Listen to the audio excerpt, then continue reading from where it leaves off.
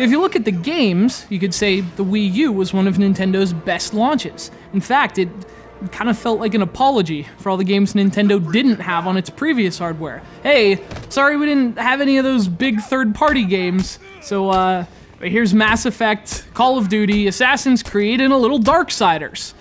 Oh, and here's Batman, Arkham City.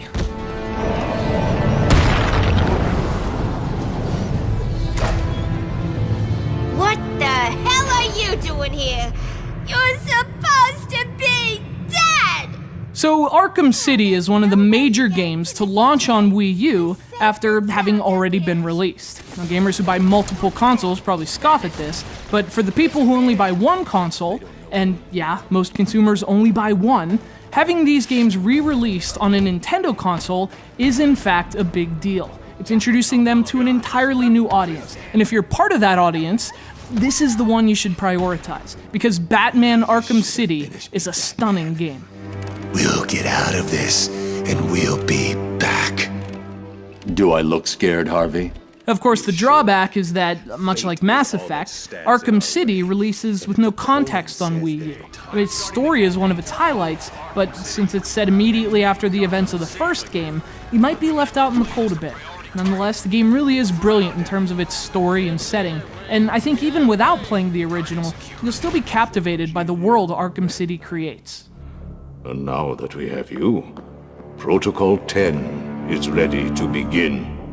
Speaking of that world, that's the brilliance of the game.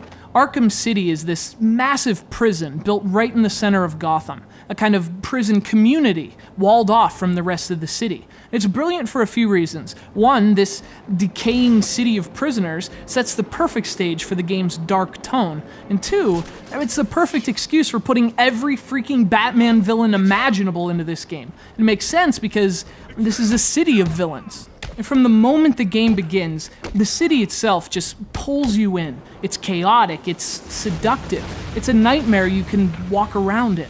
And the deeper you delve into Arkham City, the deeper you can go. The place is massive, and since it's a prison, Batman has this seemingly never-ending list of missions and side quests. In fact, there's even a bit of Metroid to Arkham City. Places that were out of reach are accessible with the right gadget, so you're constantly finding new places, each darker than the last. In fact, Arkham itself becomes its own fascinating, bizarre character in a cast of many fascinating, bizarre characters.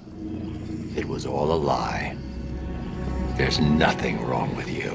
Nice of you to say, but you of all people should know there's plenty wrong with me.